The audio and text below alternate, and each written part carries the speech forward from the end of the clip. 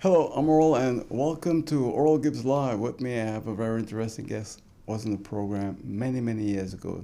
Now he's back, Mr. Cedric Ortega. How you doing, sir? Fine, thank you. Thank you for having me You once remember, again in the program. Long time remember ago last day was with with you? Mr. Valls when we was doing Breaking All the Rules. Wow, that's a long time, man. That's what, over 20 something That years? is 2003. Wow, Yes, time, that's 20 years. 20 years ago. Time goes fast, huh? Very fast. So how you doing, man? I am doing well. I'm doing well. Uh-huh. I can't complain. Uh-huh. I'm alive and kicking, and as long as you're alive, then you know you're doing well. Exactly. You're very well known on Facebook. You have your Facebook page. I mean, I don't follow social media that much, but I know that you're well known there. Yes, as Swaliga K9 Yeah. on Facebook. Interesting way that name came about. Initially, after the last Hurricane Irma, Yeah. I decided, you know what, I am going to take my lifelong passion of working with animals and do it more professionally. Start offering my services and in terms of dog rehabilitation and training and so. And so I saw Liga K9, and the name is misspelled because of the and I saved it on Facebook and I just left it You left it alone. Soliga K9. And yes, I started to promote how I train dogs and these Yeah. type of things. And as is with the nature of the beast, eventually the page morphed into a more social, political, and environmental commentary, especially after the pandemic. That's when. During the pandemic? During the pandemic, at the beginning of Yeah. the pandemic, I always I'm a critical thinker. I move not always opposite, but I question everything that we do. I'm naturally a skeptic. So I like to engage people in critical thinking on my page. So Right. I ask them provocative questions. I challenge their belief systems and these type of things. That's just the nature of the beast. But it was primarily training animals. The pandemic came around, and then my human nature, my inability to stay quiet, and my fortune or misfortune to be in certain positions, I'm privy to certain information. Yeah. Based on my academic achievements, I'm a biochemical technologist. Working in a lab, I was responsible for immunology and serology. When you're dealing with these type of pathogen infections, Yeah. it's all within that frame of work: immunology, serology, how the viruses attack the body, what are the causes, Right. and these type of things. So I understanding what was coming, I started asking prerequisite questions, again, based on my background knowledge. For example, I know that as a government and as a country, we cannot execute ship sanitizations because we do not have the ability to quarantine. I was out of government at that point in time, and not being aware of these systems were implemented, I started to question, hey, this virus is on the way. It's a pandemic at this point, whether Yeah. it reached St. Martin or not. It has spread to several countries and it has jumped a continent. So we know we're dealing with a pandemic and it's most likely on its way. So on my page, I started asking the necessary questions, hey, especially of EVSR, which I'm very critical of coming out of that institution. 2 of the 6 departments I helped develop myself, or not helped, I developed myself. So I'm privy to a certain amount of information how things supposed to be done. You want to quarantine people at your borders, etc. So I started asking the necessary questions, and over the time I became more and more vocal. I started to educate the public as to what is going on, what exactly this virus is, and start to propose measures to deal with it. I was just following and studying the suppression plan system of Taiwan, which was being kept out of the media for political reasons. But as a scientist, I don't engage in those things. I just follow the evidence and what was the best system. Taiwan to date, no shuts down, no lockdowns, no closures. Their system and their country stayed open. Why? They implemented a suppression system, early detection, isolation of those individuals, which kept the virus out of the population. And had very few deaths. Yeah. So once you start early screening, that's why I started a campaign online, Know Your Status. But you know, the reluctance of those in authority to actually listen to the science and follow But we were science. following Fauci here, Simran, basically. Well, and again, most of the information that the general public was receiving, they're receiving from those news outlets. Those news outlets have a purpose to sell their stories. For example, it came out that all those Fox anchormen that were anti-vax were all vaccinated. They all were vaccinated while they on the news. But now this is disingenuous and dangerous. That is not the way it's supposed to be, Exactly. especially So- in news organizations. So I don't rely, and again, being that this is in my wheelhouse, I could go to the actual sources, read the data, understand the technology, and so my guidelines or my site was never clouded by general information, and being someone that is knowledgeable of the subject matter. For example, I am fundamentally knowledgeable. I dealt with two outbreaks on the island before. As head of the SLS, we had a dengue outbreak. Yeah. And Explain then for those who don't know what SLS is. St. Martin Laboratory Services. I was the first director. I set that institution up as part of a bigger plan. I like to tell people I play chess. Because before that, there was no real There was the structure. ADC, Yeah, an offshoot of Yeah. the then privatized national laboratory. My whole journey, that in itself is a story, because I ended up going into public health, becoming a member of the union, in opposition to being kept a detachment of Curacao. With our expertise in-house, it was time that we established and developed a full-fledged laboratory on St. Martin where we can do most of the tests that were being sent to Curacao. Head of serology, I introduced about 20 tests that were being sent to Curacao. And so our team, we were like, no, we have the capability here, and we started a campaign to become an independent entity. Going over to island government, it offered me the opportunity by means of the water legislation to force government to actually establish a local national laboratory. I was given the helm. I wrote the organizational plan along with Eugene White. We planned the traject for the decentralization, so trips to Curacao, dealing with the ministers and these type of things. This is all within the experience of the fella you see walking up and down like normal. That's me. I did all that. I know it's hard for our people to really accept these things. Why? Because we always believe that only outsiders can do it. First of all, only outsiders could do it. And I am not the type of person to hang this. I'm just a simple. Just do what you gotta do. Yeah. It's, you see, when people are far too impressed with their accomplishment, they attach themselves to those things. I don't. It's just something I do. I did it, it's there, and I move on to the next one. I do not bask in glory and wear these things as badges of honor. So people just look at me, you do that? I remember during the pandemic, I did an interview with Patu. Patu knows me in the artistic world as the actor, the dancer from the Panam. So when I am now engaging in all this medical and scientific talk and breaking down how mRNA works, he watching, you, many talents.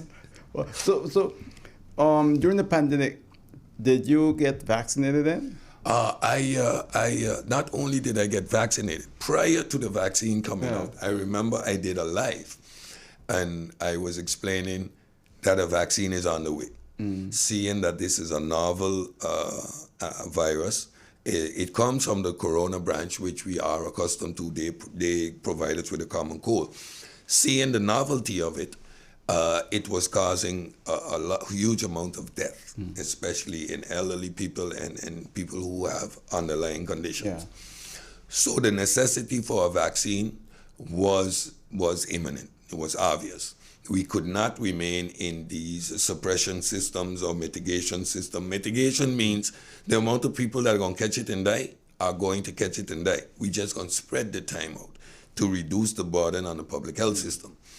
But of course, the estimated number of deaths in St. Martin would have been about 400. And that would be devastating for your society. As it is, the 80 plus people that died already had a significant impact.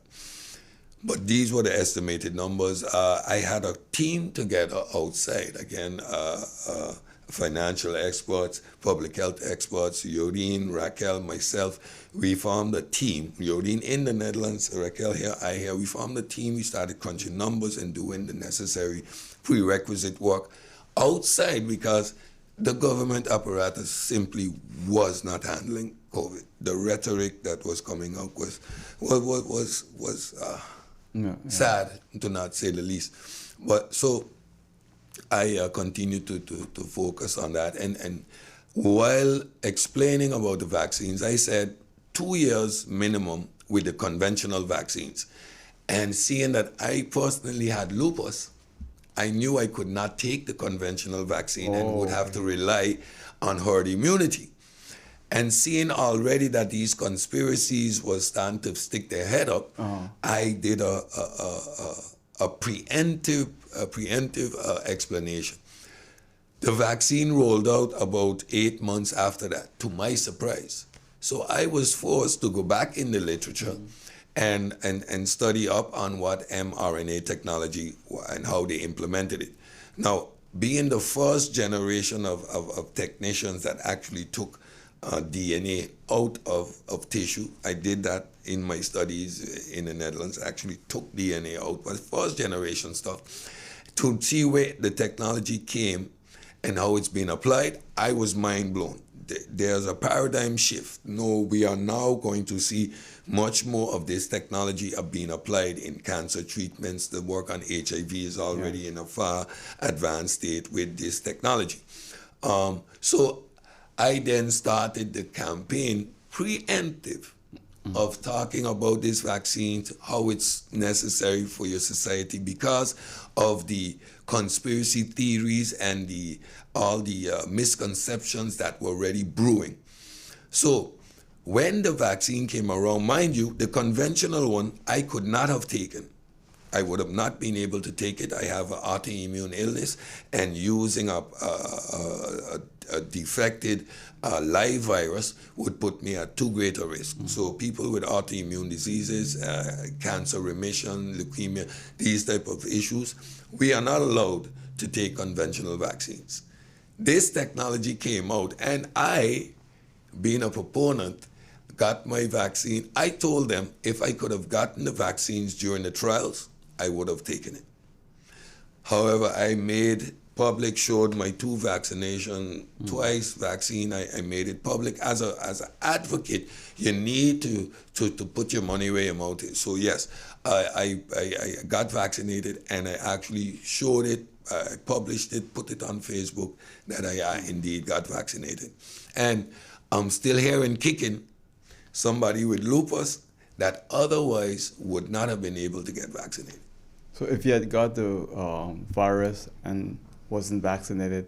I got infected with COVID. After being vaccinated, and it resulted in a common cold, a slight flu. Again, being so transparent, I actually posted the fact, hey, I'm infected with COVID, but look at the results. You had sore throat? Did you get sore throat? Sore throat, a little fever. My reaction to the vaccine was worse than catching COVID. And I had full-blown COVID. I mean, the count was all the way up. Wow. But the reaction from the vaccine was worse. And I'm saying, okay, if it's this bad with the virus, with the vaccine, if I had caught the virus without being vaccinated, my chances of survival would have been rather slim. Yeah. It's an unfortunate thing that happened. It shows you how governments can abuse power also, because I believe in individual freedom, and I thought that governments worldwide had restricted the freedom of a lot of individuals, and unfortunate because I stayed very quiet. I never gave my opinion. I never discussed it on this program. I didn't believe in the vaccine. I think for me it wasn't necessary, but for other people, if it was necessary for them, so be it. Go ahead, take your vaccine, take your boost, what have you, do what you have to do. I have a brother that's 82 years old, never took the vaccine, and he's doing well. And my other brother that was 75, 76, took the vaccine, and he's now deceased. So, it all depends to an individual, and that was my main issue, that the governments worldwide just was a little bit too harsh on the individual freedom of people, you see? So that was my opinion, and I never discussed it. I just giving it to you, but I'm not gonna. If we have that scientific discussion, there we go. Yeah, that turned into a full-fledged debate. So I just give you my personal. Personally, the concept of mandatory for me was never in the discussion. Why I believe in educating people. When we dealing with science, there isn't a debate. You're going to debate me that water is H2O? Well, as I say, I'm not going to discuss it. Fauci, but my point is... Fauci is now a footnote in history, basically. And this is a man we saw every hour of the day on television. Fauci never said anything incorrect. For example, when the interview asked him, are you going to do you still get infected? Fauci looked at him and said, yeah, you're going to still get infected. How does a vaccine work, though? It will always be there now. No, but basically, you are going to get infected. A vaccine triggers your body to react faster once attacked. No vaccine ever was designed to prevent infections. The efficacy of this vaccine in its initial phase was so good at producing the necessary antibodies, it created a prevention of symptoms. So the rate of blockage was so high that you didn't experience anything. I want to move on because I saw a piece of the guy on American Airlines who was thrown off American Airlines and banned for life from traveling because he refused to put on a mask. Day before yesterday, he was flying again on American Airlines. Yeah. And he said one thing, and this is a principal belief of myself too. He stood up for what he believed in. Just like what you said earlier, you believe in your challenge, conventional. He did that as an individual. And I think that is what I'm coming at, that governments throughout the world, the vaccine showed us that as individuals, government can still control us to an extent that it's not natural. That's all. But I want to move on to your other thing, because you do a lot of other things. You do acting. You're still doing acting, right? Yes. I'm going to be in the upcoming production of Spitfire, the One Titiloke story. What happened there? Because we had you on the radio and then everything. Yes, unfortunately, Susha Rev, the producer and writer of this of the production, a piece he was working already 10 years on. He unfortunately had a heart attack and was flown out to Guadeloupe, I think about a couple of weeks before. How's he doing now? He's doing much better, but of course, with these type of situations, you take the necessary time to recuperate.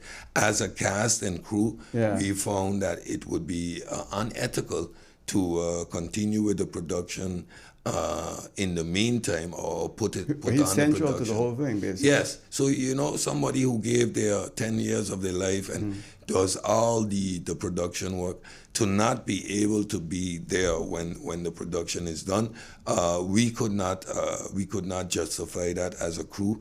So it has been postponed, not canceled. So we are going to be back the end of October.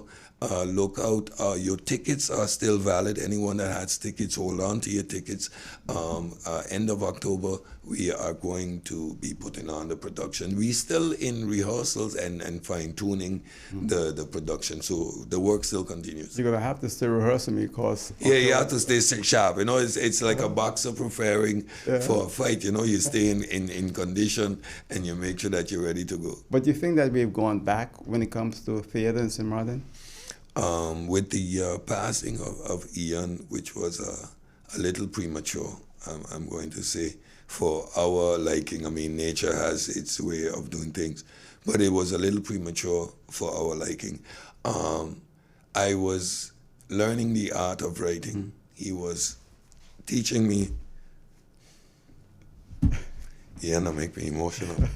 He had a passion there. Yeah. A passion that was unbelievable. I remember the play, and he had this whole Hollywood event with all the actors and the public coming out. That was then we did The Pan Man. Again, another production that was a brainchild for many years, and the last phase of it, when we were doing the movie, and I used to sit with Ian late nights. Many people don't know. Late nights rewriting The Pan Man, and we come up with the character Raph and his crazy alter ego. It was supposed to be a apparition, but you know, technology and the ability to shoot it. So my character was then created as his brother instead of an apparition coming, and we filled out that. The movie was prepared, done. And we had a Hollywood-style opening in St. Martin. First time in St. Martin. I felt like a movie star for real that day. And that movie won the Black Hollywood Film Festival. It beat out Tyler Perry's Really? Why I Got Married. That movie, Why Did I Get Married? 1 or 2, with Janet Jackson and the All-Star cast. Yeah.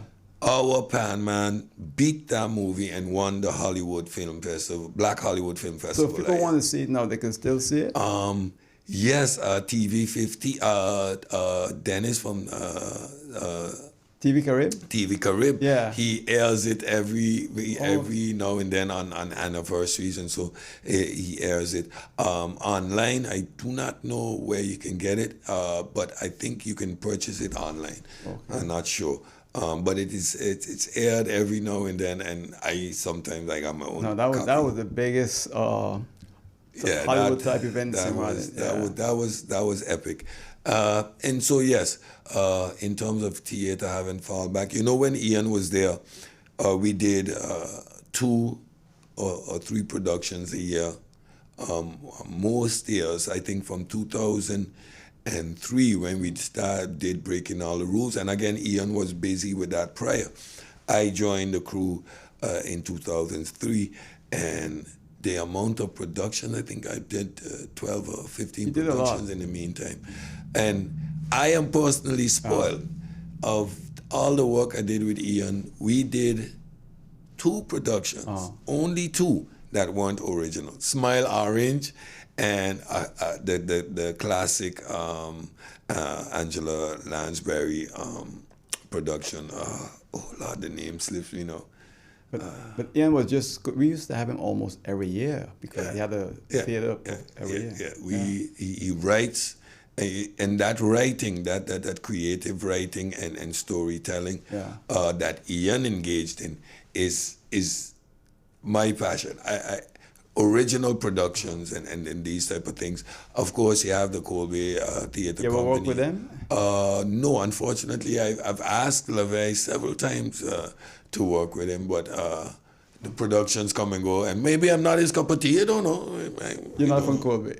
Maybe I ain't from Colby. You know, I work with Ian. I don't know. Yeah. I don't know. And yes, I loyal. So I work with Ian as long as Ian was around. You could not just talk to me.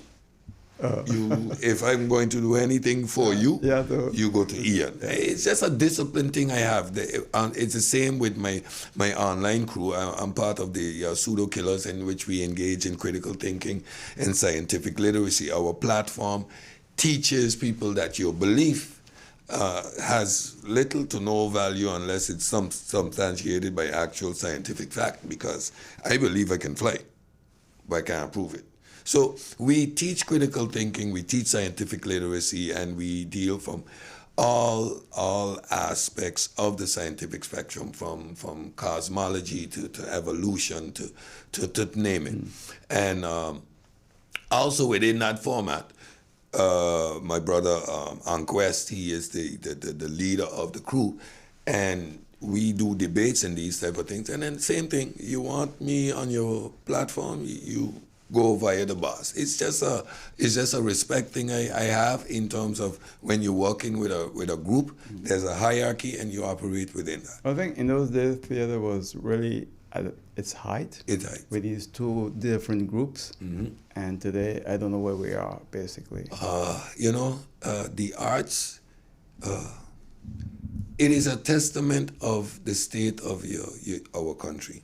The internal apparatus is broken, damaged, and not functioning. Mm. And when your car ain't driving smooth, you're not thinking about putting rims on it.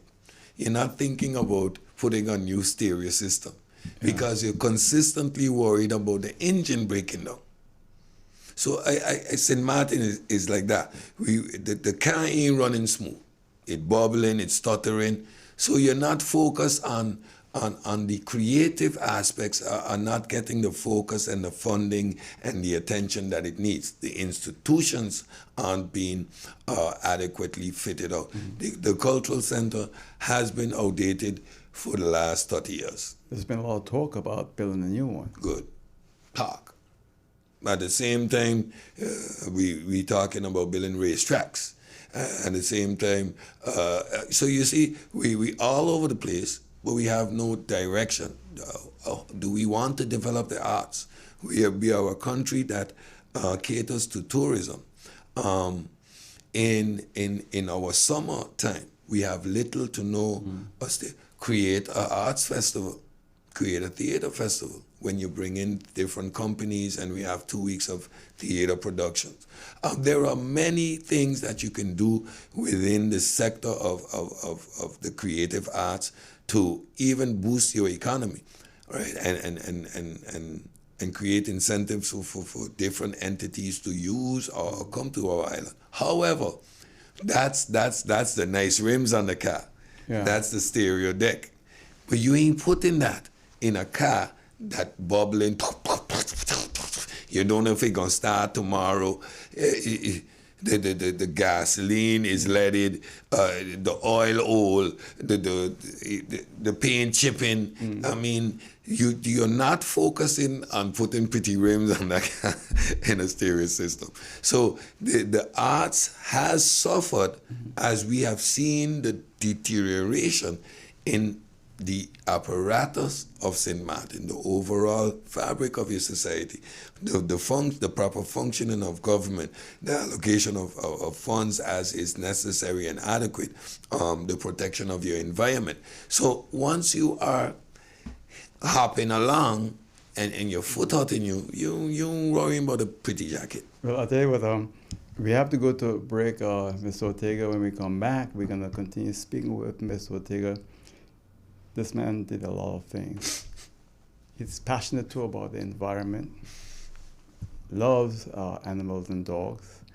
I have dogs, I love dogs to myself, and we're going to talk about that. And I wonder if I can ask you if you're going, no, well, I'm going to save that thought. So when I come back, we're going to continue with Mr. Ortega right here on Oral Gibbs Live, on Hot 99.9 FM, Facebook, YouTube, and TV carrier. Right back.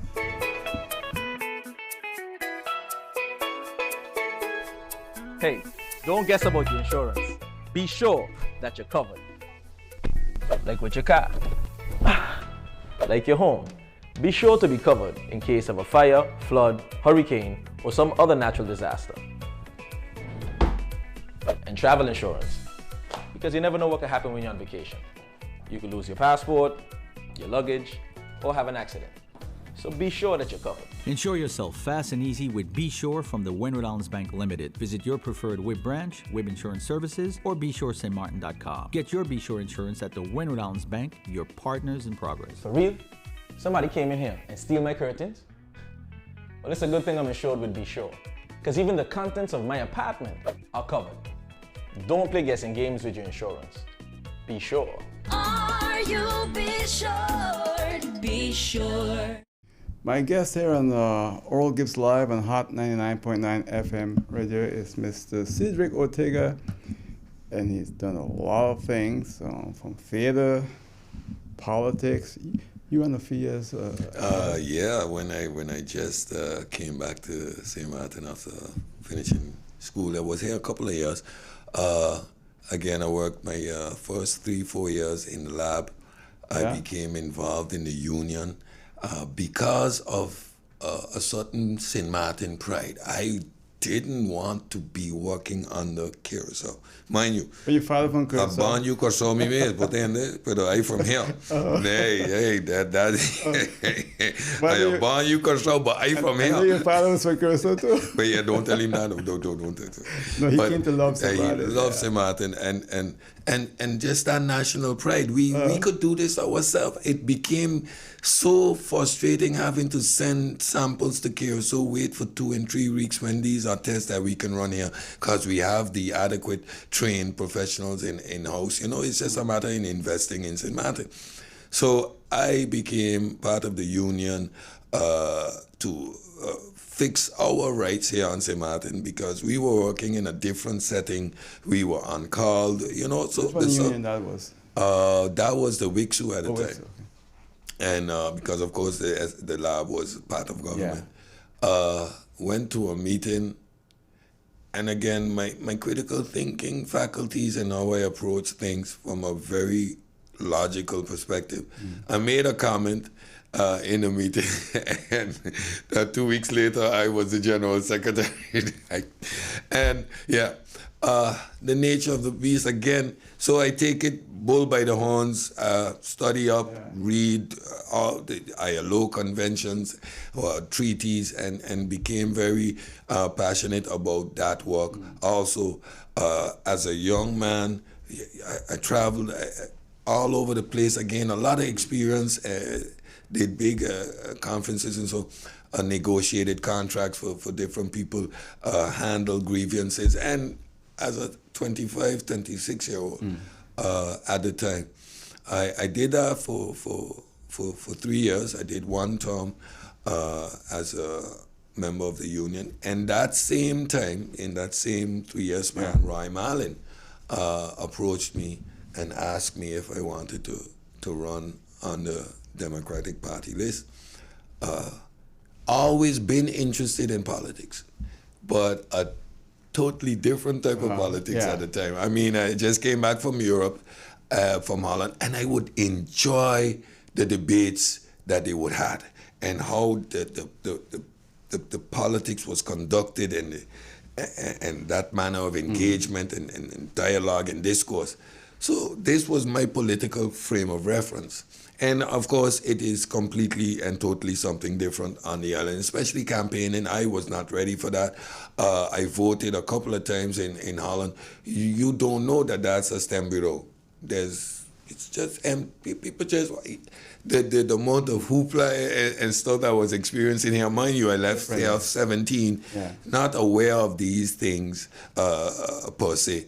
So that experience was educational, enlightening, but it also told me it's no arena for me at this particular time. It was more like a carnival. It was really a carnival and a circus, and I felt my intellectual level didn't allow me to engage in that rhetoric, standing up and this one is a this and that one is a that. No, what are the policies we're gonna talk about? And when I would engage like that, you would see the people look at me like, but you don't gonna cuss nobody? I don't know why. You gotta would make I- them laugh. They want yeah. something there. So it was not an environment for me at the time. I focused on becoming a very proficient and good technocrat, policy development, execution of policies in the field, proper, actually executing my function to the best of my ability. I remember when I carried my piece on the drinking water ordinance, about a 52-page document I wrote. When I carried that and booked it in at AZ, they looked at me and said, "This come from my hygiene department."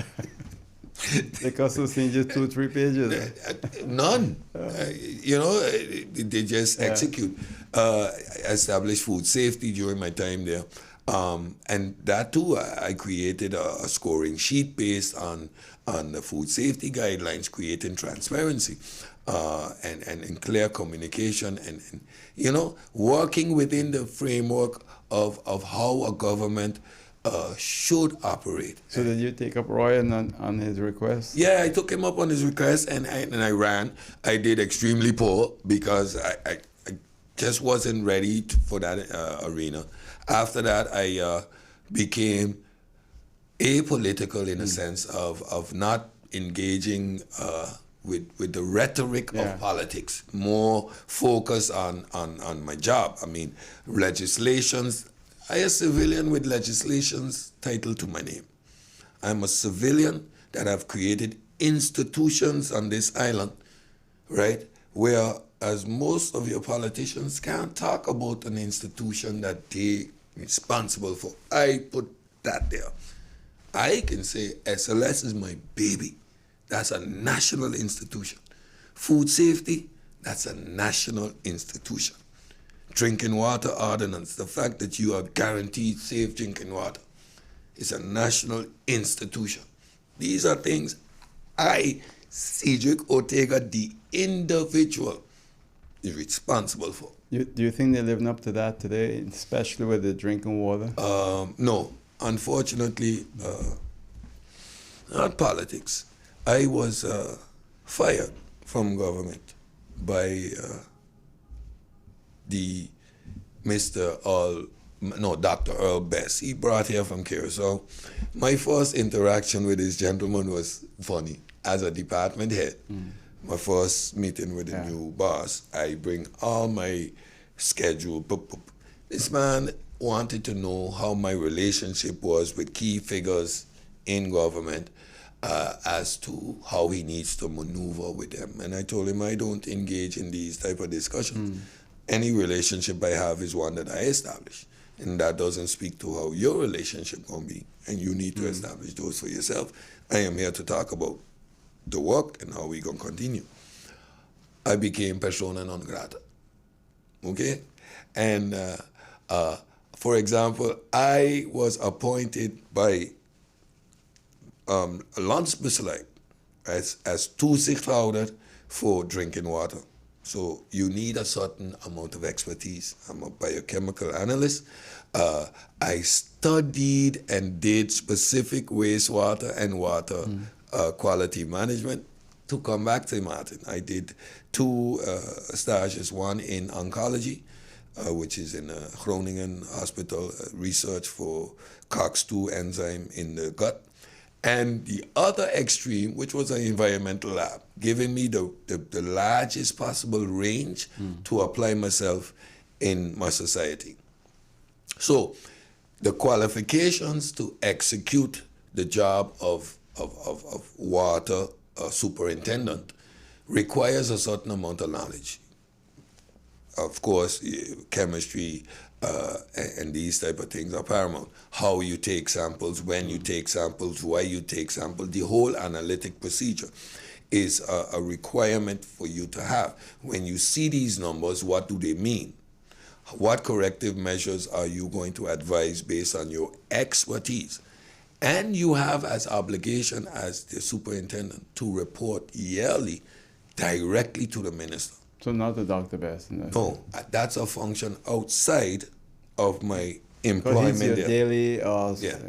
He found it okay to just take away that toezichthouder and give it to another employee who is not qualified by no stretch of the imagination. Today, there is a confusion basically between GB, public health, and SLS. That's why I am called, I sit in the middle as a civilian. That's to tell you the fact that I should be in my position. I am called by the lab, I'm dealt with by GB, and I'm dealt with by public health because I want my expertise and my input on how to deal with these situations. And I sit at home. My people has cost me. You don't charge these people for the advice you're on the phone? We gotta charge them because they love a country. There's a lot of money circulating. The love of country. At the end of the day, I was pushed out because of pettiness. I operate based on the law. I understand my task. I don't mince words, and I'm straight to the point. We are much too quick to take criticism personally. And I'm the boss, so I know better. No, you don't. No, you don't. Right? You simply don't. And you're not the boss. I run this department. And the inspectorate is no hierarchy. This illusion that the Inspector General is the boss is just mismanagement and misappropriation of how these tasks and activities supposed to function. And when you have a broken apparatus, you can't get further development. They're supposed to be Keuring van Waarden. Legislation passed in 2018 indicated a parameter, I think about 30 or 40 communicable diseases that needs to be monitored. About 10 to 15 of them are directly affected in food. You have an environmental laboratory that is able to test for these byproducts. But government doesn't have any policy writers, or no policy has been developed for the execution of these controls. So when you have the apparatus not functioning properly, again, we come back to the analogy of the car stuttering. Just moseying along. And it became evident of the deficiencies that exist when the pandemic rolled around. Who from public health was the spokesperson? Nobody. The minister, the prime minister, was the spokesperson. The prime minister isn't versed in this terminology. In the United States and everywhere else, your chief epidemiologist is who had the word. Now, some of them communicate to the public less efficient, right? When we scientists start to speak, most civilians gonna watch me and go, what? Or misinterpret what I say because we use language very specific, different to the general public. So I understand Fauci's whole problematic. However, you never hear the scientific community say anything negative about his communication. It's always the layman. It's always those outside of the profession. And it's a problem that we have in the scientific world. Scientific communication is difficult. So where was public health at that time? When they started to roll out the numbers, again, I provided the statistics. The green numbers that they rolled out, every night, once those numbers came out, I would actually write and give a statistical breakdown on what those numbers mean. That wasn't coming from public health. That wasn't coming from out of ASL. I spent 3 months along with the minister, Minister Otley, and most of the actions taken from that time were based on my advice because he actually brought me in.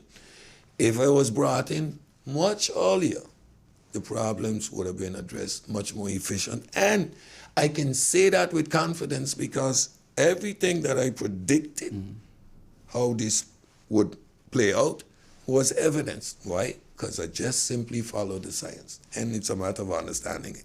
But again, here's where you see the deficiencies and the holes in the system, and they pop up at the inappropriate time.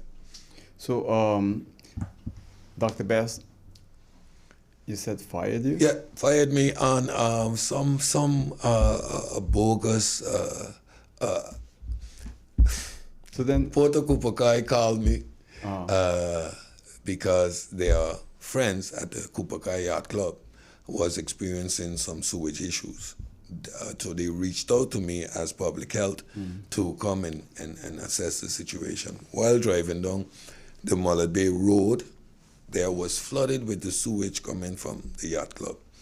Long story short, I requested by Bess to let me fix this problem as a consultant, because as a public health inspector, hey, your sewage ain't working, pump it, you got 2 weeks to fix it. But they came to me out of ignorance. Help, we can't do nothing, we can't fix it. I would be in conflict of interest if I would be giving them advice with my inspector cap on. So I requested best, because the project was going to be big, so I could work in my spare time, my Saturdays and my Sundays, to address the issue. And as public health, I am going to make sure that all the prerequisite conditions are met in the meantime. I would report every Monday in our management meeting on the progress.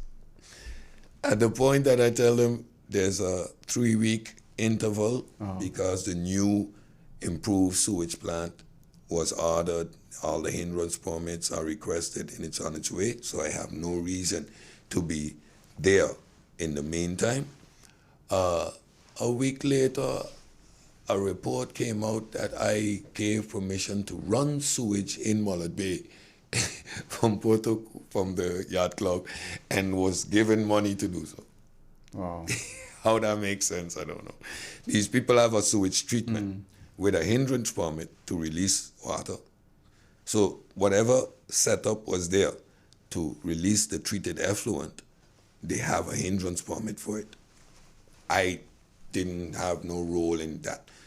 So you were not involved in granting that advice and all that? Nothing. My last advice was, my last written document was 2 weeks for the re-engineered system to come online, retesting of the effluent prior to releasing in the public waters. Why?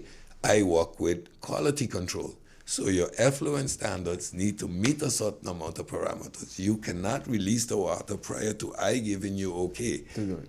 It's based on, that was my last piece of that. A week later, and then as life happened, I had a stroke.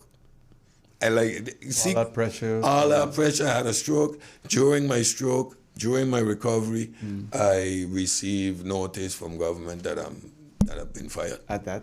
Yeah. That was cruel. Such is life. So where's Dr. Best now? He made a mess of St. Martin and then bounced. He gone. Left a confusion behind. You still here, you can't go nowhere. I ain't going nowhere. Yeah. You know, so you're not going anywhere, but you're gonna run for office, you think, again? Yeah? That decision was made a long time ago. Yeah? Oh, okay. Early during the pandemic, I realized, okay. That far back? Yeah. I play chess, and you need to always prepare yourself, think ahead, and set yourself up accordingly. The confusion that I experienced, I said no. I was embarrassed. And instead of sitting on the sidelines and simply complaining, you need I let a generation too early go in there. Those who are in there are not ready.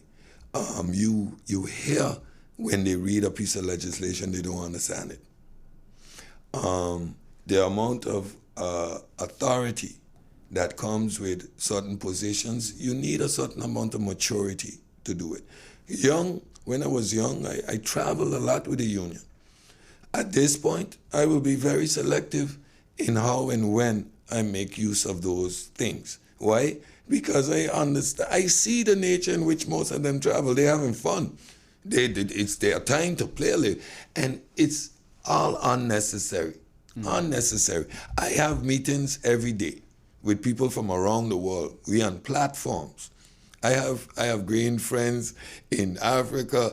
I am famous in New York and in Atlanta from being on social media platforms. A lot of these snoopiest races that they take, for example, is because of the youngness of their life experience. They haven't matured to the point that they can deal with all of this power adequately, responsibly. You hear things about a nature plan. When you own a nature plan, I don't understand how you can have a document in your national nature plan saying eilandgebied zijn maat. It just says something about your level of dedication, your oversight, and your overall understanding. You can't have that document in there. At least change the heading. You got a one-page document that is called a policy. No, that's not a policy. Which law is it attached to? And if there's no law for this policy, don't you think you need to take this policy and develop it into a piece of legislation whereby now it's constitutionally binding? And you don't talk about hillside policies and beach policies that has no merit and cannot carry no weight in court because there's no legislation which underpin them. No, when you dealing with government that does not understand these simple things, that this is how the system's supposed to function, that is why the car's sputtering. But you know what you mentioned there, successive governments have done that. And I'm not supporting any government here, but I'm not going to throw it on just this government. Successive governments have done that for a reason. And today they're benefiting from that at the expense of the environment and the people of St. Martin. Exactly. And I've been always passionate about the environment. I took on wastewater management as part of my training, in my academic training, because I was aware of the sewage situation in St. Martin. I grew up in St. Peter's. Priest building on behind Guinea Road. Yellow building, orange building. Just behind the house from where again. And constantly that sewage running. For years, I grew up with that. So it was always in me to deal with these situations. Very young, I was fortunate to do the summertime program with the dengue department at the time.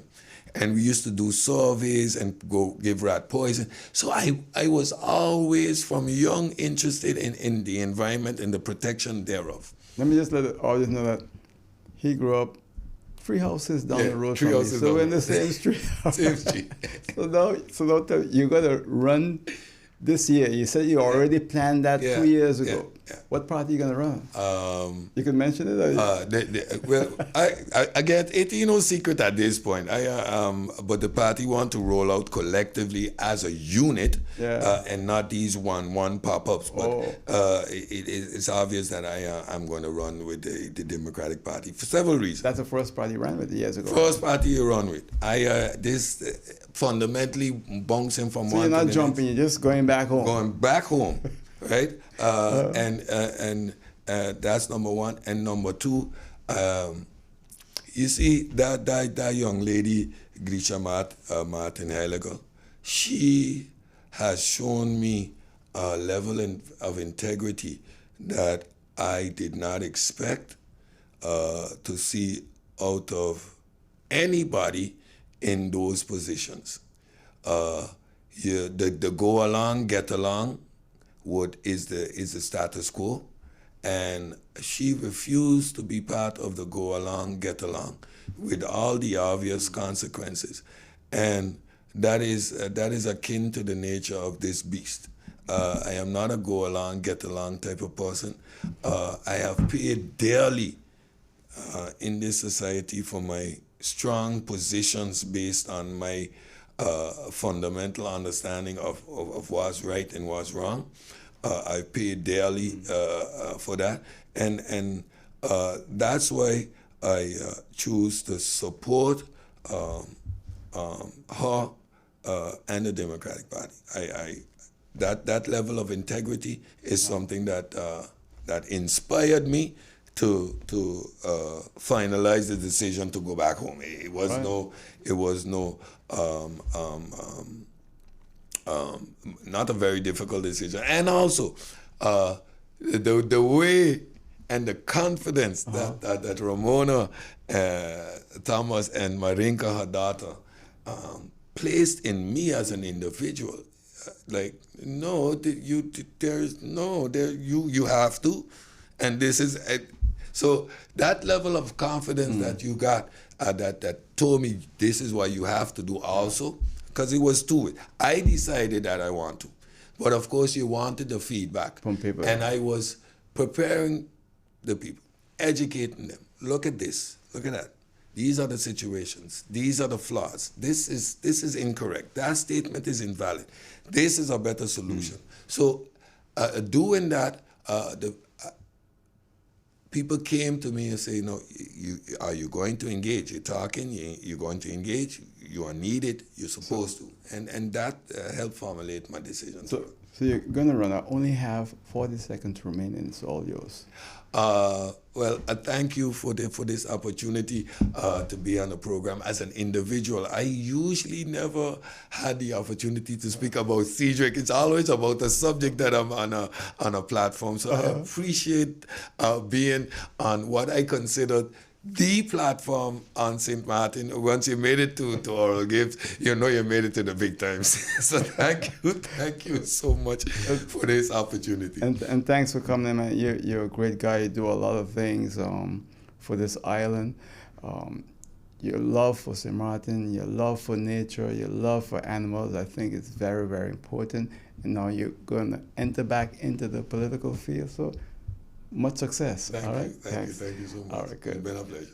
Thanks. And that's it for now. See you next time right here on Oral Gibbs Live on Hot 99.9 FM radio, Facebook, and YouTube. Take care. Bye.